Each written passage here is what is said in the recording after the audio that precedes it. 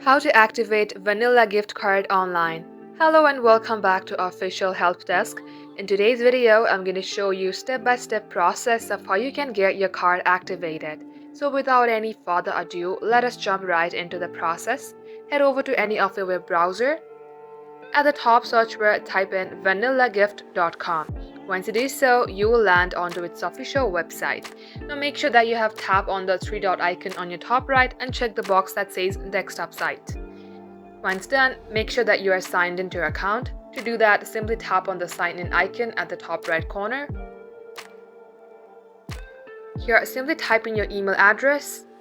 Once done, enter your password and tap on sign in.